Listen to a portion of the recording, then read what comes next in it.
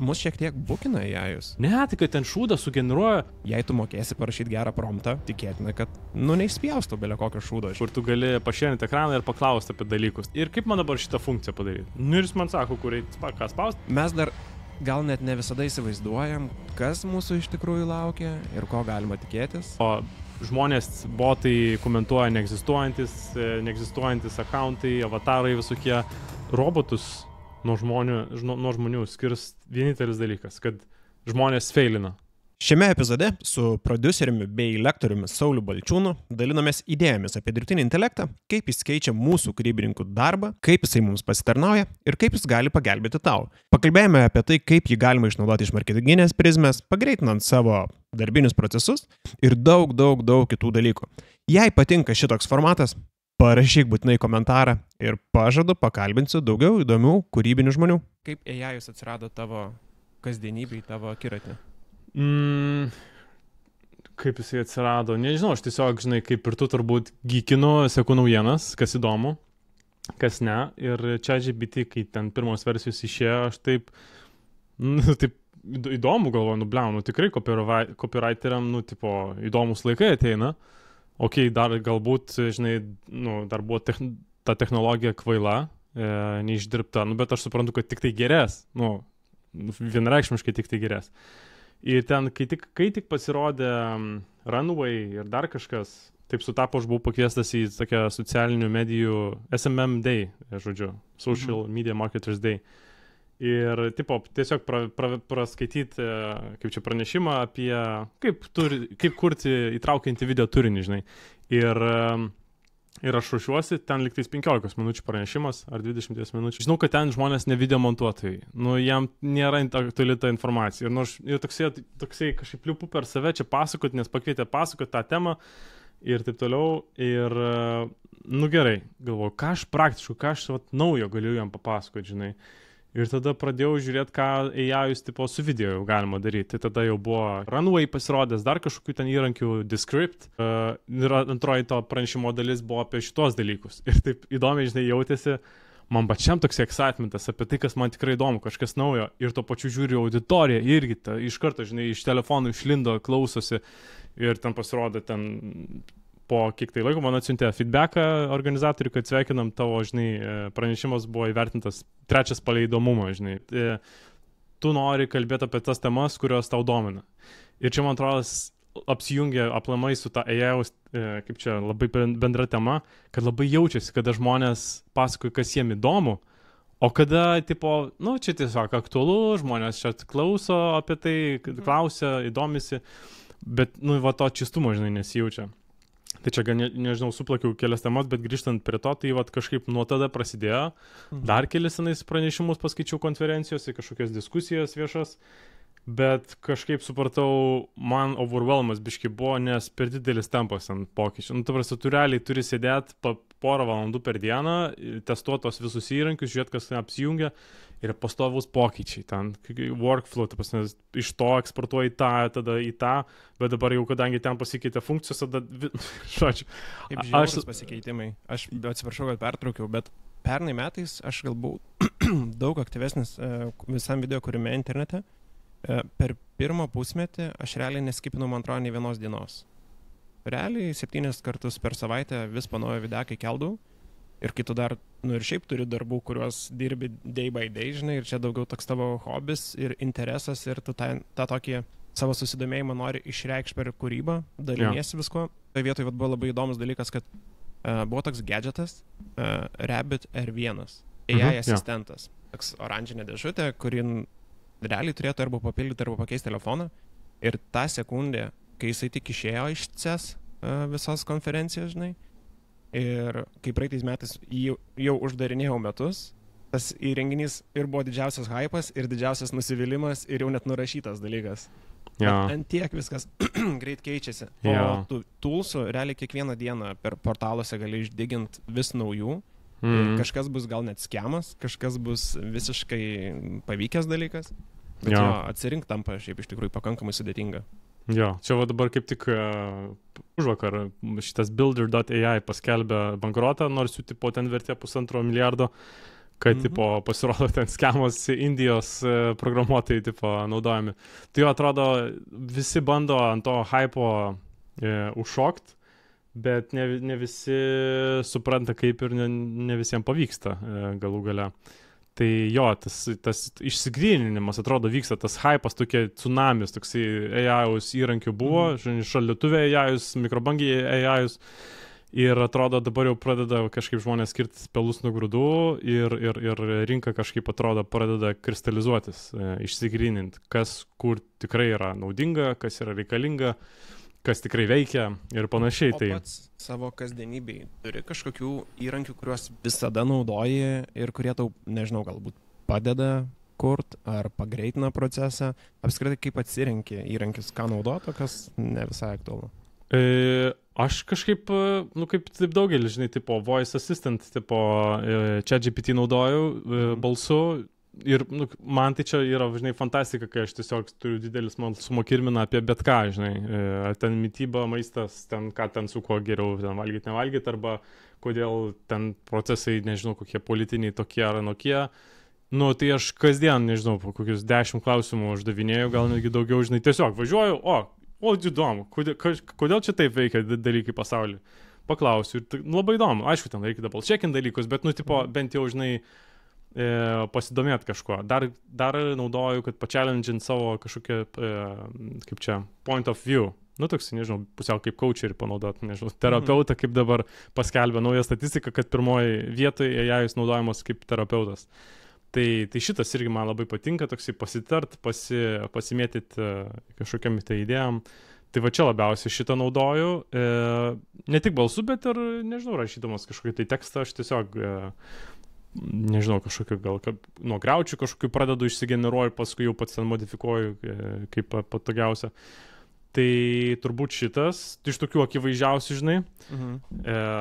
O grinai jau kas su video dirbant, tai, aš dar negeneruoju video, manau, gal čia ateis laikas, bet, aš laukiu, kol nusistovės biški rinka su video kūrimo įrankiais, tais generavimo ir atrodo jau esam labai arti to, kad jau bus galima sėdėti ramiai ir generuoti, mokintis, bet ką praktikoje dabar naudoju, tai aišku, tai, žinai, transkripcijos, subtitrai, summarizingai, Zoomo skambučiai ten su kolegom, kurios turime summarizinam, labai patogu, ir koks nors voice noise cancellation, žinai, netgi jau kaip Pro Toolsas, kur aš anksčiau siūsdavau kolegą, žinai, kad išvalytų garsistui, o aš dabar galiu pats tai padaryti. Tai čia, aišku, fanas kolega, jisai adaptuojas ir randa, ką toliau daryti, bet tie, kurie aš įsivaizduoju, žinai, nežinau, mažiau nusiteikę naujovėm, tai jiem tada liūdna, žinai, ir piktant pasaulio ir taip toliau.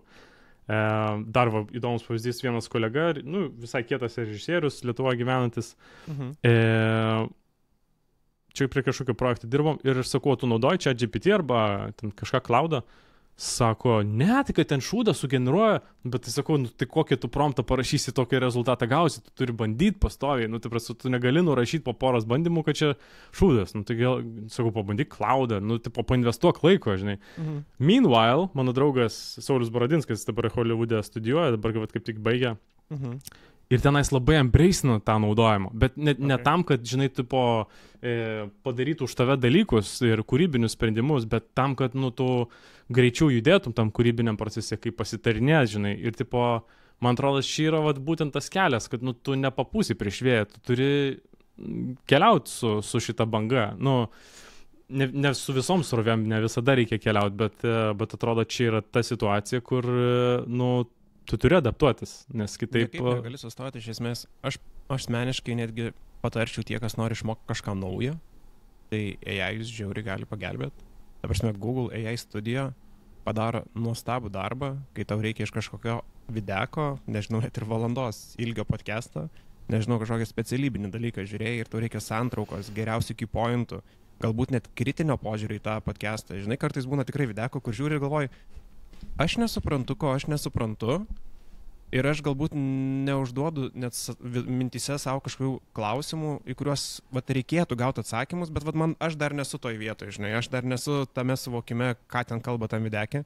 Tai aš būna Nu, tai pats įsiunčiu tą videką, įsikeliu į Google AI studijo, parašau jam, žiūrėk, man dabar reikia, kad tu padarytum svotą, padarytum šito videko atvejo analizę ir užduok papildomus klausimus, kad aš į šitą video galėčiau ir turinį pažvelgti kritiškai.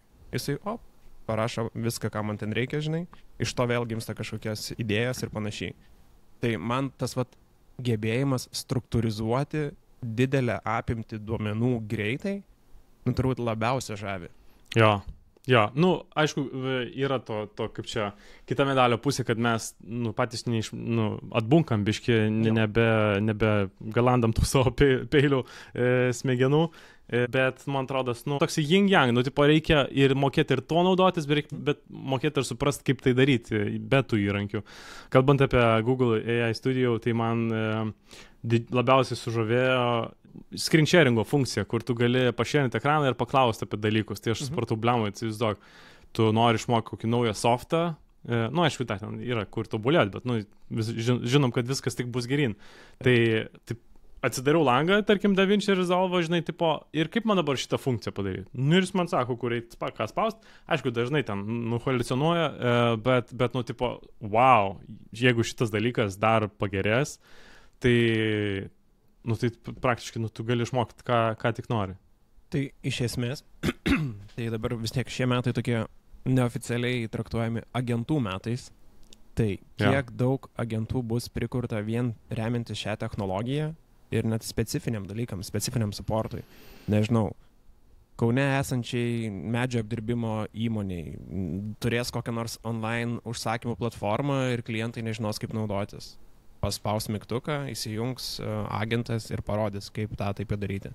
Čia, žinai, svarbu labai nišiškai nueiti, pažiūrėti į tą prasme užduotį labai konkrečiai, pagal tą konkretų poreikį. Ir aš manau, šitoje vietoje mes dar gal net ne visada įsivaizduojam, kas mūsų iš tikrųjų laukia ir ko galima tikėtis, nes kiekvieną dieną ateina kažkoks naujas idėjinis žmogus, kuris sugalvoja, kaip išnaudoti tą technologiją. Čia, kaip aš dažnai mėgstu sakyti, dirbtinio intelekto galimybės yra lygios mūsų suvokimui ir mūsų intencijai. Atspindys, jo. Visiškas atspindys, visiškas veidrodis. Tai, kaip ir tu sakai, jei tu mokėsi parašyti gerą promptą, tai tikėtina, kad, neišspjaustų belė kokio šūdo, žinai. Jo. Bet jeigu tu parašysi, žinai, tai atsiūsk man receptą, generico kokį nors, tai jisai tau belė ką ir atsiūs. Jo. Tai šitoje vietoje aš labai suprantu tą visą kartais ir baimę žmonių, kad, tai viskas, aš čia dabar jau nebedirbsiu, žinai. Ir rinka iš esmės po biškį keičiasi. Tai klausimas, ar tu pats pastebi, kad ta rinka keičiasi galbūt net ir iš klientų pusės, kai reikia kalbėti apie video darbus? Jo, man atrodo, čia globalus procesas, kad to tokio didelio biudžeto reklamų labai mažėja. Ta prasme, ten top tier, kas dirba, tai jiem viskas tvarkoja, ten važiuoja, bet ten, kur jau kalbam apie, nežinau, 10 tūkstančių, nebe 100 tūkstančių, bet 10 tūkstančių, kažkaip tas viduriukas, jisai žiauriai tirpsta. Nes jau kai įmonės turi tiek pinigų, jos mieliau renkasi kokius influencerius, nes jos labiau gali targetinti į tam tikrus, kaip čia, auditorijos kampelius. Ir vienas pažįstamas pasakojo dar praeitais metais, kad sako, vienam didžiausiam Lietuvos, kaip čia, brandų filmuodavom po 3-4 didelio biudžeto reklamas per metus. Dabar 1-1,5. Ir man tai iš karto atsakymas, aiškus, tipo, tu su mažesniais pinigais gali pasiekti daug įvairesnę auditoriją, daug dažniau tą turinį štampuoti per tuos influencerius. Man atrodo, labai geras pavyzdys, žinai, komikai Lietuvos. Koks ten trafikas eina peržiūrų. Milžiniškas, ta prasme, ten Lidlo kampanijos ar dar kažkas. Arba vienam podcast'e išgirdau, bus, kaip čia, viskas blogai, toksai LRT yra podcast'as ir buvo tenais Fantazijos LT įkūrėjas. Ir jisai pasidalino, ant kiek humoristai, paprasti influenceriai padėjo brandui tiesiog sprogt. Ir man atrodo, kad kinta vien iš tos pusės, kad žmonėm nebereikia tos didelės kokybės, užtenka, žinai, autentiško turinio, kažkokio juokingo, dažno, o ne kažkokio nupoliruoto ir ten labai reto. Iš esmės, kadangi pats esu agentūrose dirbęs beveik 8 metus berods, kažkas tokio ir dabar lygiai tiek videografų patapęs, tai matai, buvo laikai, kai visi norėjo pamatyti kažkokį idealų, gražų paveikslą ir tas veikia. Jo. Ir dabar mes išgyvenam visiškai kitą barikadų pusę, kuomet žmonės nori, kaip ir tu sakai, matyti autentiką, nenušlifuotą realybę, grįžta vlogai į eterį vėl labai labai stipriai ir žmonėms tas aktualu. Visas behind the scenes, kurį anksčiau visi slėpė, dabar yra pušinamas į priekį ir tiek žinių. Žmonės renkasi nebe brandus, o renkasi žmonės ir tai, kuo jie tiki, ką jie atstovauja.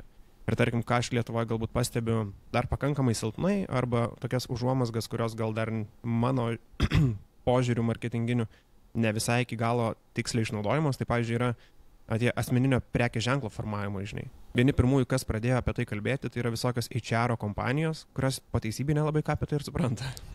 Nei apie tai, kaip formuoti tai internete. Jie supranta, kad reikia, jos puikiai išmano buzzwordus, bet iš esmės, čia viskas ir sustoja, žinai. Bet kai mes kalbam apie turinio kūrimą, kai kalbam apie tą tokį žmogiškai faktorių, kaip augti internete, tai šitoje vietoje kažkaip dar vis trūksta tų žinių, bet kas yra smagu, kad lietuviai bando. Ir lietuviai šiaip pakankamai nori išnaudoja tas technologijas, nes ne tik socialinius tinklus, bet ir tą patį AI-ų. Bet man dabar tik tais irgi į galvą šoja klausimas, kiek tas AI-us jų kūrybai iš tikrųjų padeda ir suteikia daugiau kūrybiškumo, o kiek iš tikrųjų atsiranda tiesiog greitesni procesai.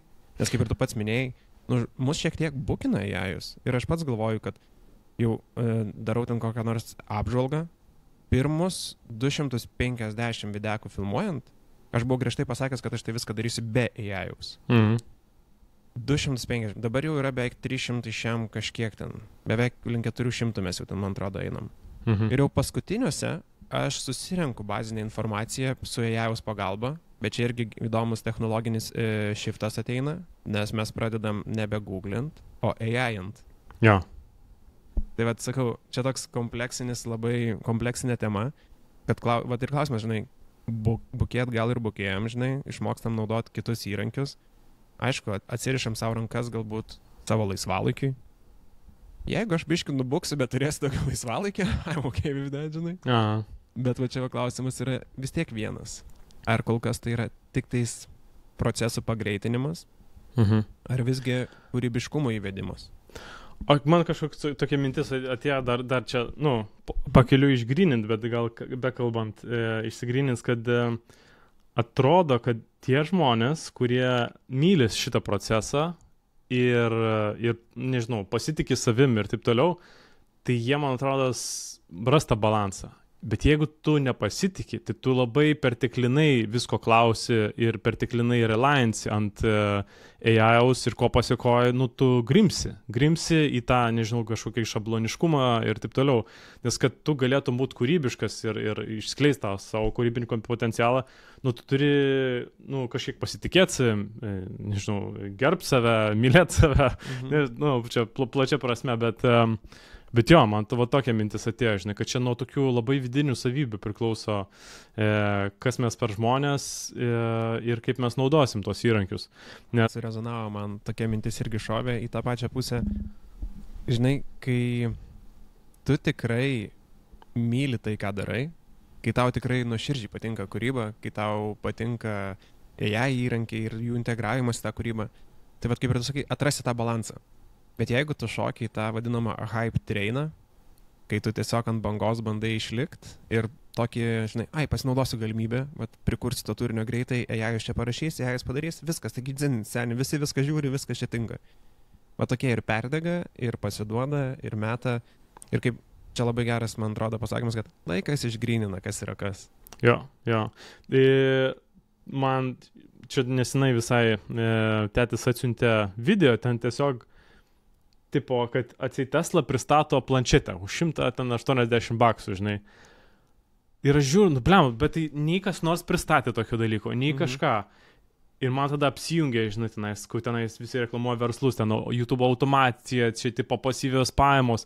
Ir aš supratau, kiek tai prisideda prie to dead internet tipo theory, kur tipo žmonės, botai komentuoja neegzistuojantis akauntai, avatarai visokie, ir vat netgi YouTube kanalai, ir aš peržiūrėjau tą video, nu, toksai iš tuščių kiaurą pilstymas ir toksai šokiruojantis, kažkoksai pajamas generuojantis turinys apie neegzistuojančius dalykus, komentaros irgi visiškai šabloniški komentarai ir ten daug laikų ant tų komentarų ir tu, nu, realiai kaip pagyvenęs žmogus, kaip panotėtis, nu, tu matai, nu, ledžių dalykas, žinai, ten daug peržiūrų, daug komentarų, daug laikų ant tų komentarų, bet tai absoliučiai, nu, tipo toks išgalvota istorija, apie nieką ir nu, man tai čia toksai žiauroka.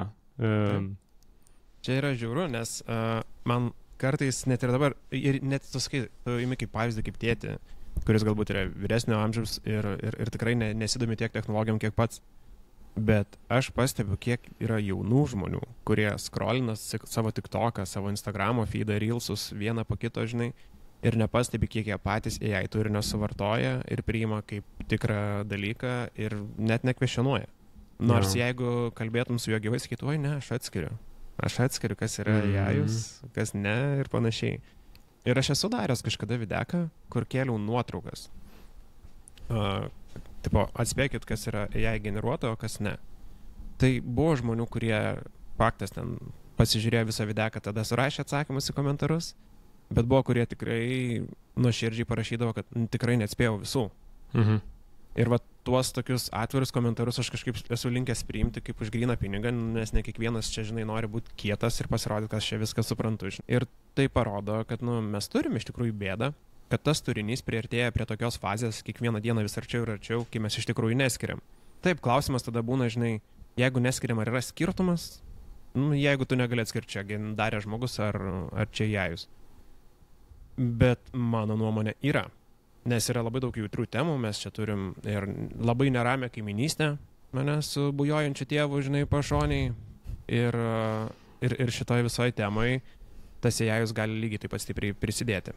Dezinformacija, visi šitie dalykai ir, nu, stipriai pažengia į priekį, jo labiau, kad yra, kaip ir tu sakai, daug automatizuotų paskyrų, kurios automatiškai generuoja turinį iš to, ką parašai. Yra labai daug pavyzdžių Twitter'į, kai tavo atrašinėje atrodo lyg ir tikras žmogus, lyg ir tikra paskyra, kuri ten vos ne 6 metus brandinta, iki kol jie perėmė botai, žinai. Ir galiausiai, žinai, kažkas pastebi, kad blemba, jeigu aš esu generuočiau kaip ir promptą komentare, žiūrėk, jis atsakinėjo į promptą, žinai. Receptas, jau, sukurk receptą, tipo, sausainių ir, tipo, atrašo tas piktas botas, tau sausainių receptą, jo, atsimenu tą. Tai čia visai įdomus dalykai vyksta, bet klausimas, ar tu matai kažkokių tokių didelių rizikų kūrybai, ar net ir mūsų kasdieniam darbe, kai kalbame apie AI? Aš su nekantrumu laukiu AI-aus video montavimo įrankių. Ten, tarkim, Autopod, kuris automatiškai sumontuoja podcastą, tai jau čia, nu, nuo 23 jau yra, mes NATO summite naudojam, nes ten labai didelį kiekį reikėjo jų kepti.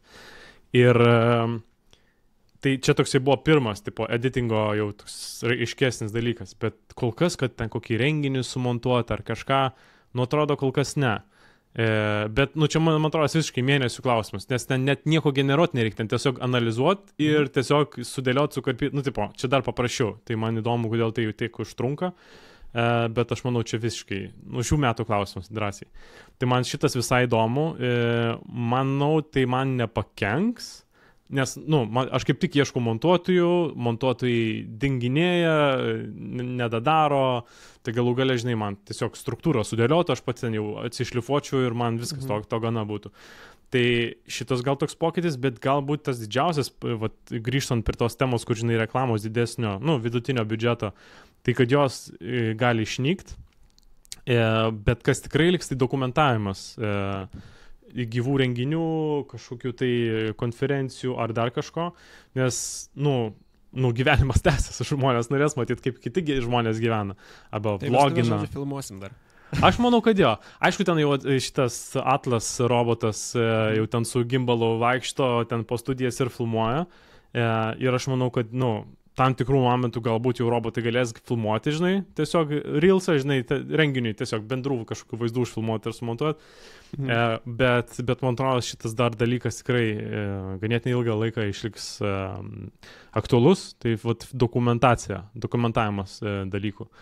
Vat reklamų filmavimas, atrodo, ta prasme, dabar, kai VO3 išėjo, ta prasme, ir dar kokie pusmetis, metai, kam tada ten investuoti tokius didelius biudžetus. Vat H&M'as dabar pristatė savo kampaniją liktais, kur modeliai yra AI-us sugeneruoti. Ta prasme, tai kam skraidintis modelį, mokėti daug pinigų, honorarą, apnakvindinimą, ten rūpinimąsi, tiesiog suvedi promptą, pamodifikuoja, ką nori, kaip nori, nereik ten, ta prasme, fotografai irgi, man atrodo, studijiniai, irgi čia problematiškai. Viskas, kas studijiniai, žodžiu, man atrodo, kas bandoma daryti kontroliuojamam sąlygom, tas bus perimta.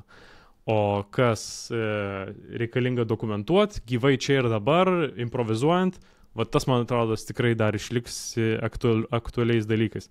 Bet čia, kaip čia perfekcionistų pragaras, žinai, kartais gali būti, nes jeigu tu dirbi studijiniuose dalykuose, tai tu nori, pasiruošti, žinai, viską sustrateguoti gražiai, tai, tu jau viskas tą gali daryti su promptais, bet jeigu tu nori eiti į kažkokių tai gyvų dalykų fiksavimą, tu turi biški didesnę streso kortelę turėti. Tokį apdairumą, kas vyksta, kad pribėgti prie reikiamo veiksmo, kada reikia.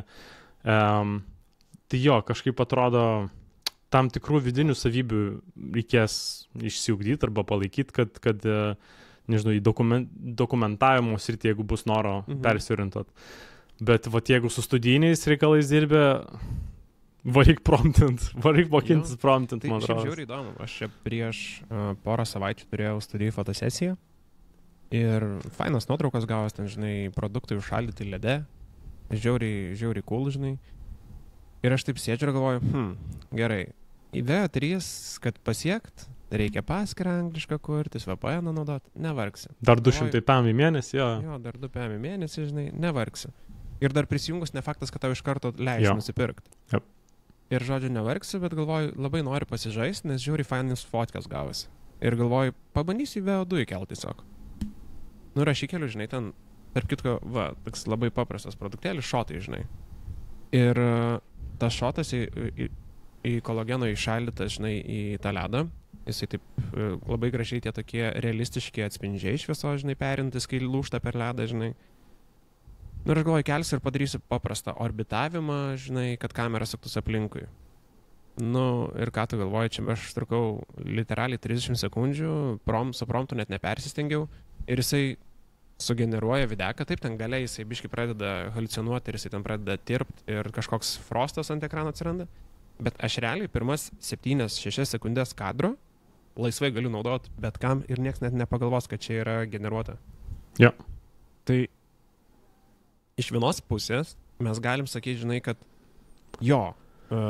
tyliai per daug nereikiant, kad čia dirbu su AI-um, gali apdirbti ir tokių trumpų reelsų prikepti klientam žiauriai greitai. Iš kitos pusės visi tikisi, kad tai bus žiauriai pigu. Ja. Kai realybėje ne visada yra tai. Nes ne visada iš pirmo karto gausis. Ne visada platforma, su kuria dirbsi, bus pigi. Kaip ir kalbėjom, VO3 250 eurų per mėnesį. Taip. Brangu tai ar ne? Nežinau. Bet iš esmės tu turi vis tiek limituotą kreditų kiekį, kiek turi panaudoti. Jeigu tu kreditus išnaudoji, turi dasipirkti. Tai... O realiai net ir nepavykus versija vis tiek skaitosi, kad tu už ją sumokėjai. Ja. Čia nėra, kad stokę nusipirkau galutinį kadrą ir aš turiu ir moku tik už tai už galutinį kadrą. Ja. Tai iš toj vietoj ta technologija vis dar yra brangi, nes reikalauja be proto daug elektros resursų, žinai, to kompiutinimo. Bet su laiku tai atpigs. Su laiku... aš tikiuosi, kad atpigs. Jis turės būti vis tiek energetiškai našesnė. Ir šiaip konkurencija, ta prasme dabar nėra konkurencijos kaip tokiam įrankiai, tai man atrodo čia laiko klausimas, kai atsiras konkurencijų, tai faktas, turėsim už kainą. Taip. Tai va šitoje vietoje klausimas tik tai, kaip jiem pavyks išsilaikyti, jeigu nesuefektyvins technologijos ir jeigu mes neturėsim tokios galimybės kaip ir... Jeigu juos privers rinką konkuruoti, o technologija nebus atpigus, Tai klausimas, kaip jie išsilaikys ir kiek ilgai galės gyvuoti. Nu, bet, žinai, OpenAI turbūt sudarys su savo Sora kažkokią konkurenciją tikrai. Kling tikrai sudarys didelę konkurenciją, nes jie pastoviai tobulėja. Tai tų įrankių kaip ir yra nemažai. Pats esi išbandęs kažkokią dalį pasižaisti?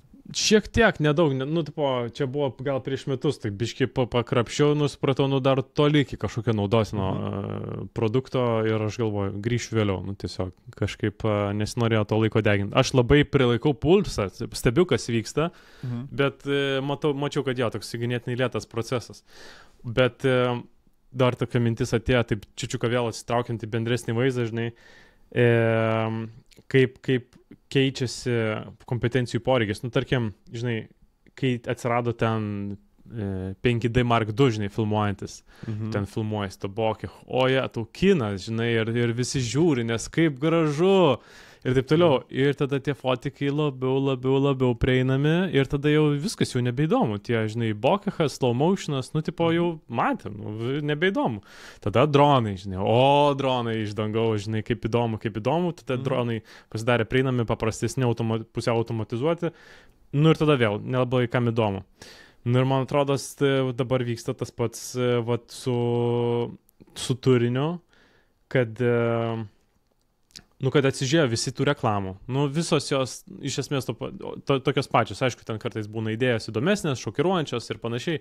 Tai vis dar įdomu, bet iš esmės, tai absoliuti demokratizacija įvyko video. Man atrodo, šitoksai jau raudona linija visiškai, kur absoliuti demokratizacija. Tu bent biškai turi pinigų, nusipirki tų kreditų ir tu generuok, ką tik nori. Ir kas smagu, nes dabar tu, jeigu turi idėjų, tu jas gali realizuoti, nepriklausomai nuo aplinkybių ir taip toliau.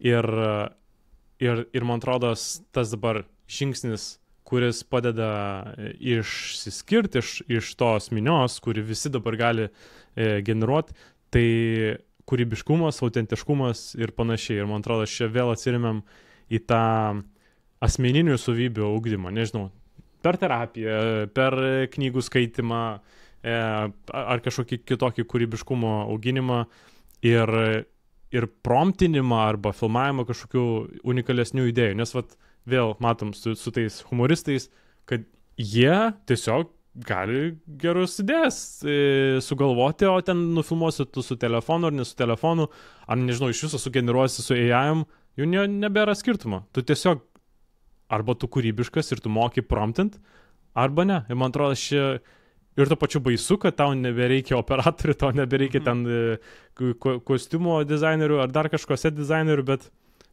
tau reikia tiesiog kūrybiškų žmonių, kūrybiškų idėjų. Ir man čia labai, labai geras tavo pastebėjimas.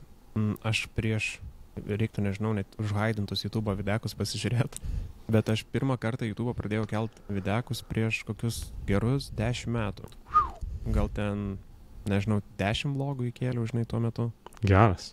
Ir vienas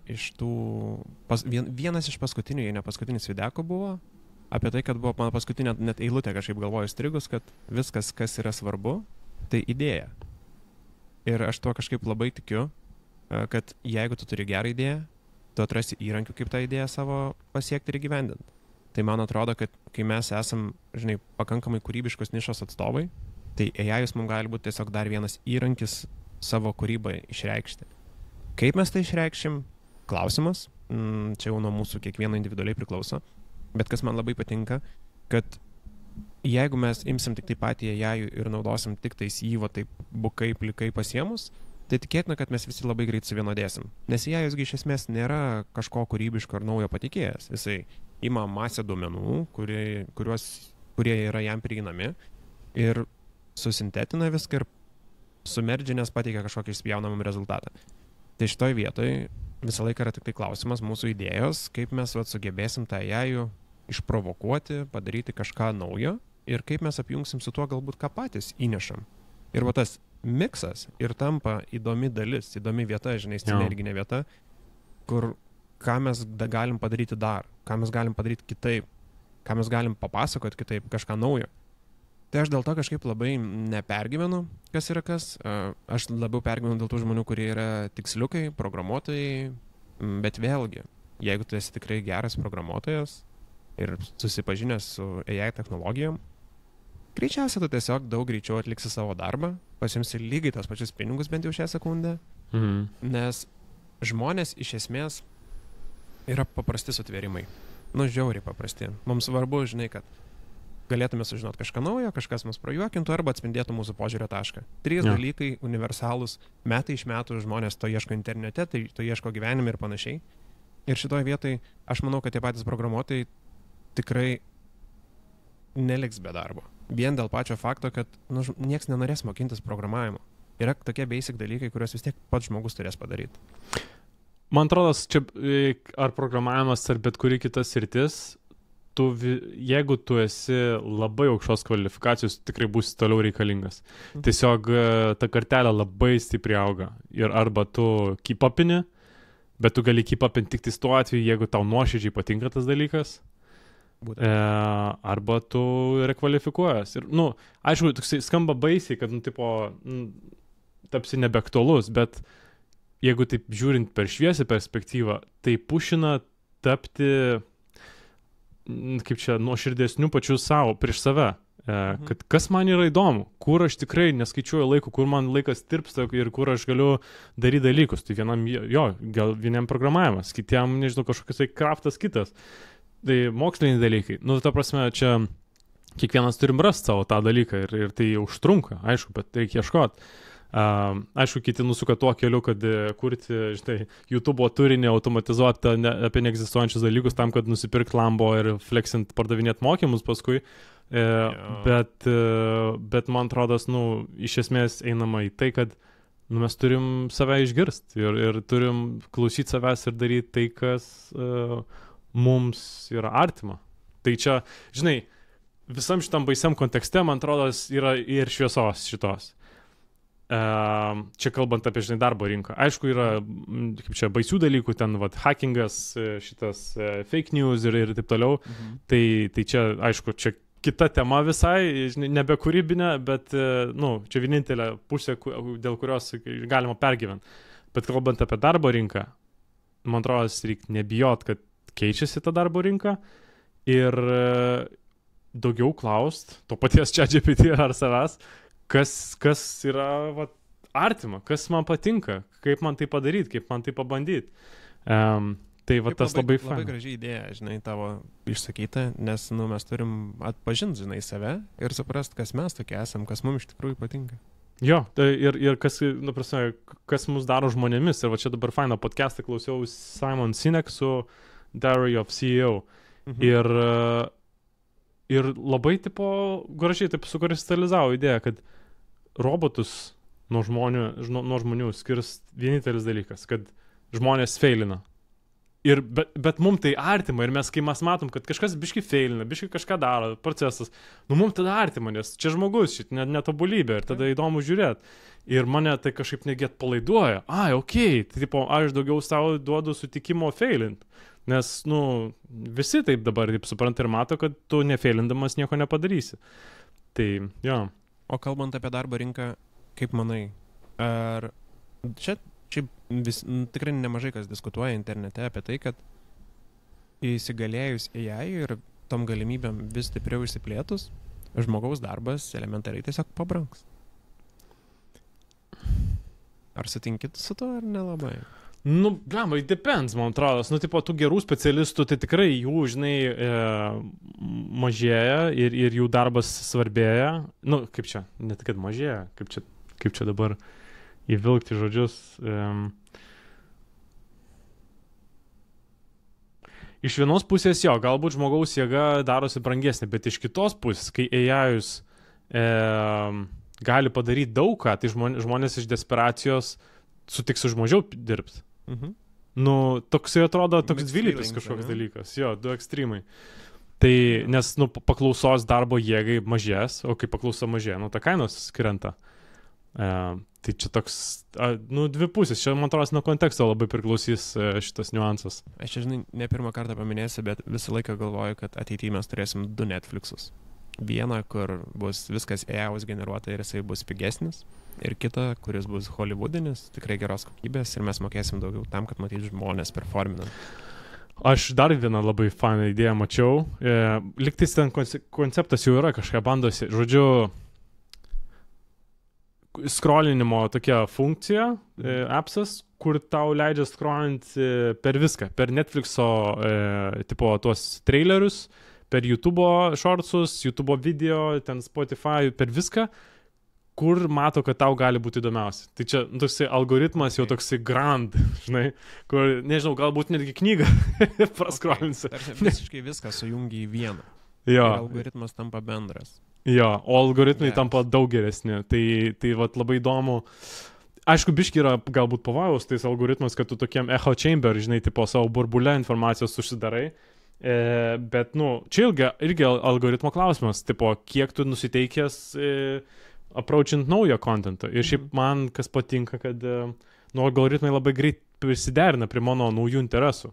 Ir labai greitai, tas burbulas shiftina. Tai toksai atrodo gal negrėsia tas, žinai, uždaras burbulas, nes algoritmas sugeba kažką pa-challengint mano, žinai, interesų lauką. Tavo jo susidomėjimą vieną ar kitą temą.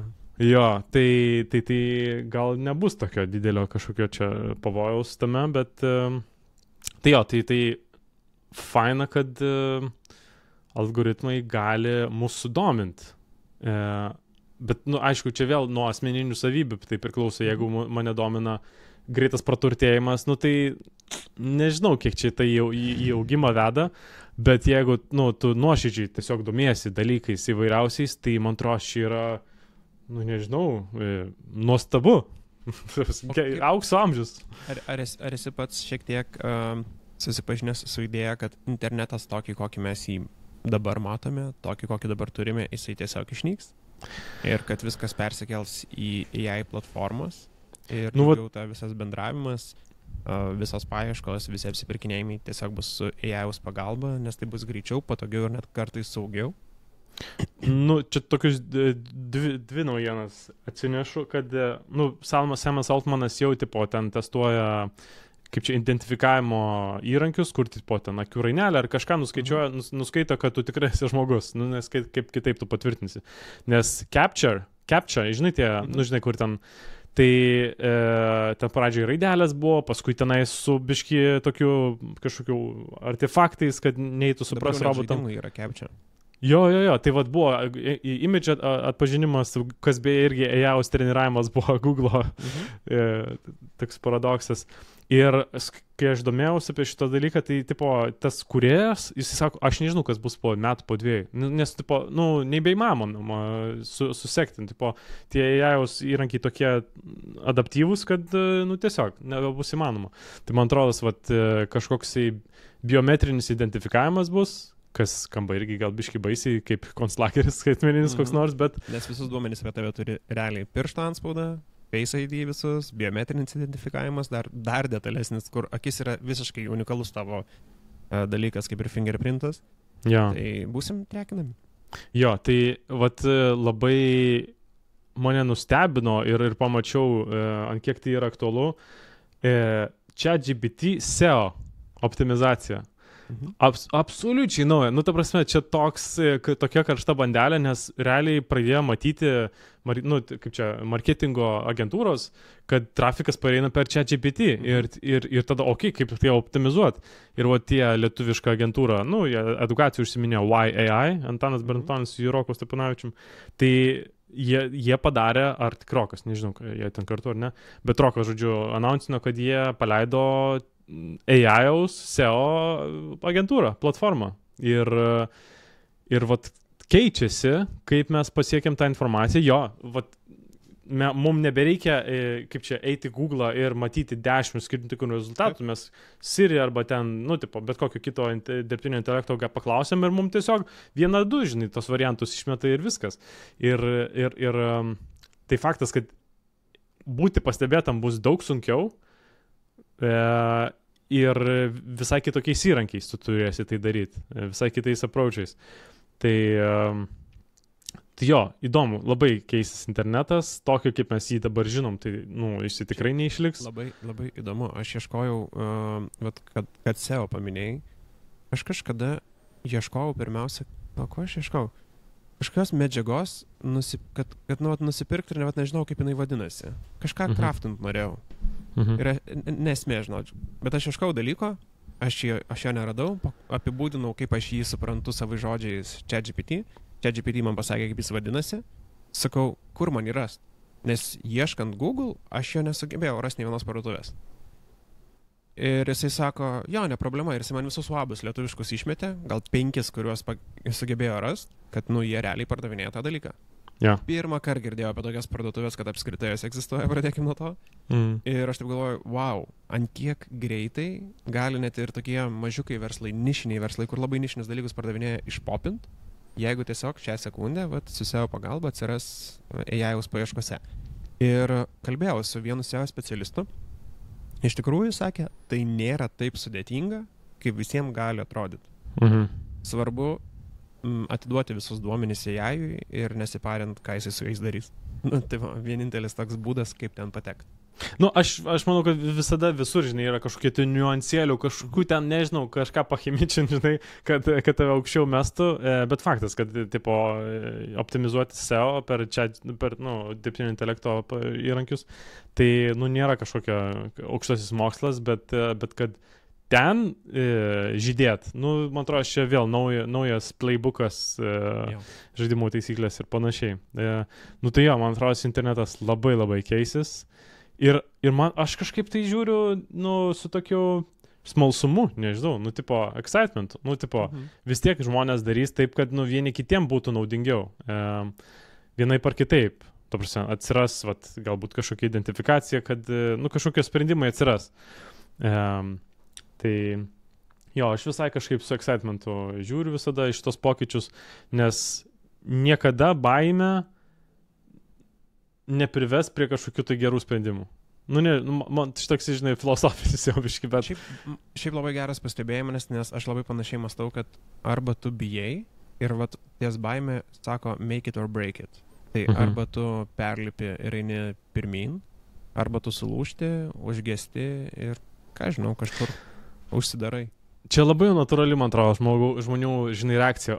Prisimeni, kiek kartų Facebookas keitė interfeisą. Ir po kiekvieno to pakeitimo visi kokie nepatenkinti, koks šūdas, aš įsitrinu čia tą Facebooką ir taip toliau.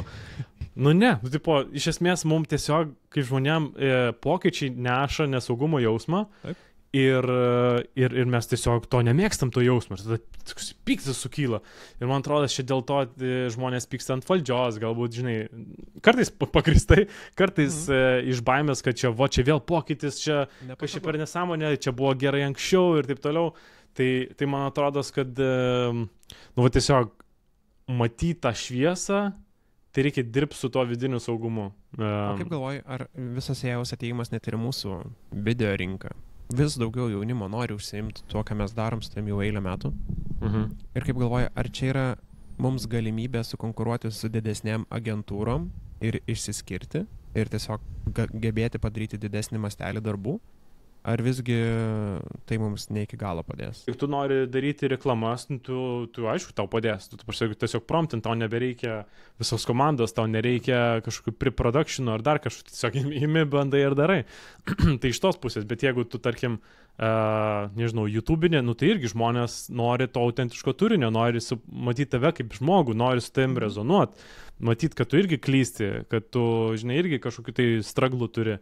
Tai man atrodo, nežinau, aš čia tik pliusus, žinai, matau. O storyboardus jau pats bandai daryti su AI? Bandžiau porą kartų, jo. Tai, tavarsi, visiškai legit. Aš atsimenu, čia Silvestrui Belt dar praeitais metais, kai Eurovizija jisai pateko, turėjo tokią viziją, žinai, kad per vidurį jisai ir ratu aplinky orkestrą susėdė, žinai, ir virš jo tiesiog toksai, kupolas šviečiantis, tipo, kaip tas, China Ballas, vadina. Ir kaip man dabar paaiškinti ten, žinai, garsistui ten apšvietėjai, ko aš čia noriu, žinai, tipo, aiškinu ir kažkaip, ne visai supranta. Bam, žinai, imidžas va šitaip, va, išsivaizduoju. Ai, viskas gerai. Ir žinai, čia man buvo toks pirmas, kur tipo, o geras, tipo, aš tiesiog turiu kompleksišką idėją, kurią man galbūt sunku išaiškinti, tai valio, žinai.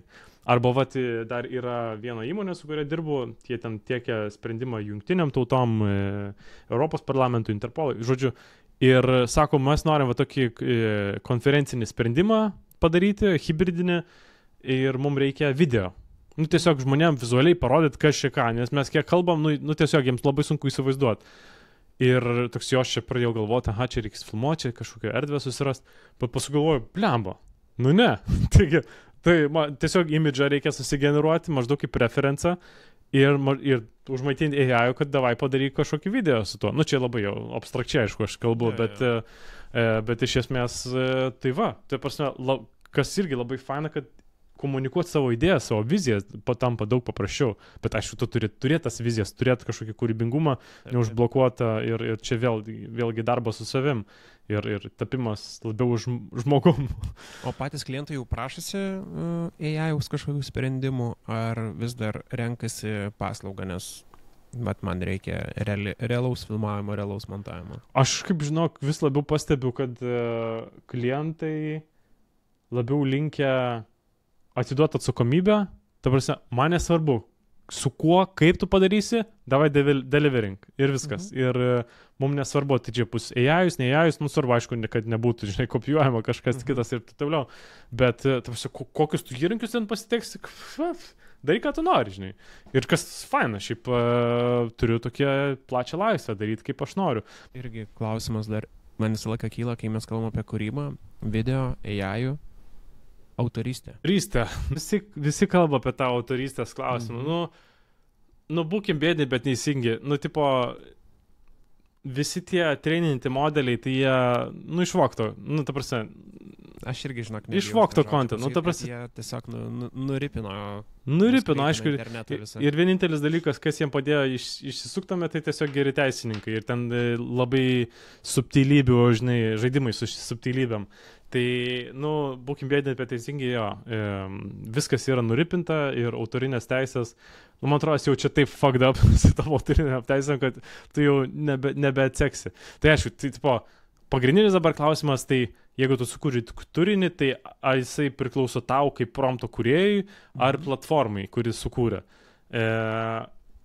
Man atrodo, dar niekas nežino šito klausimo, man atrodo, vėlgi tai bus nuo kažkokio aplinkybių priklausantis. Galbūt tu turėsi licenciją brangesnę susimokėti.